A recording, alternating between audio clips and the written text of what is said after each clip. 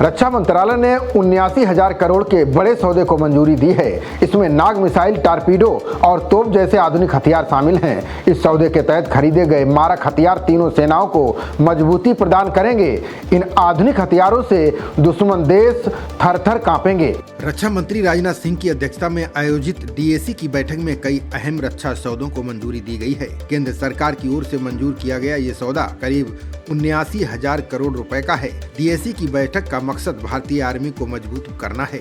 सूत्रों से प्राप्त जानकारी के अनुसार बैठक में सीडीएस जनरल अनिल चौहान समेत तीनों सेनाओं के प्रमुख शामिल हुए।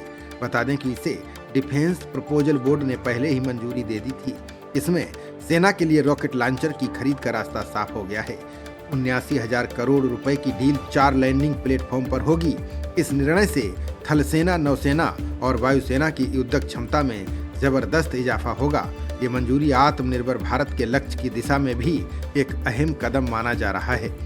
इस मंजूरी में भारतीय थल सेना के लिए Nag missile system, MK2 ground based mobile electronic intelligence system शामिल है। इसके अलावा हाई मोबिलिटी व्हीकल्स की भी खरीद होगी। बता दें कि थल सेना के लिए स्वीकृत नाग मिसाइल सिस्टम दुश्मन के टैंकों, बंकरों और अन्य किलेबंद ठिकानों को नष्ट करने में सक्षम है। इसी तरह MK2 missile system tracked version में होगा, जिसे कठिन इलाकों में भी आसानी से तैनात किया जा सकेगा।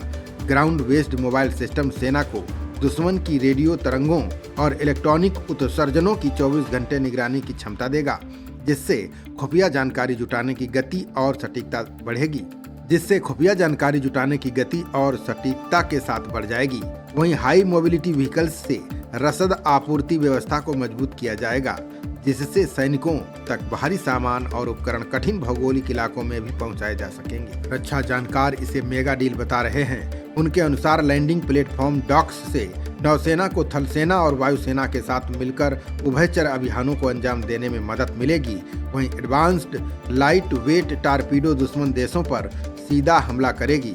इस टारपीडो को DRDO की नौसेना विज्ञान एवं प्रौद्योगिकी प्रयोगशाला ने विकसित किया है। ये पारंपरिक परमाणु और छोटे पनडुब्बियों को निशाना बना सकता है। इसके अलावा 30 मिलीमीटर नेवल सरफेस गन से नौसेना और कोस्ट गार्ड को समुद्री डकैती और कम तीव्रता वाले समुद्री अभियानों में मजबूती मिलेगी। साथ ही भारतीय वायुसेना के लिए collaborated long range target saturation destruction system और अन्य अत्याधुनिक प्रणालियों की खरीद को मंजूरी दी गई है।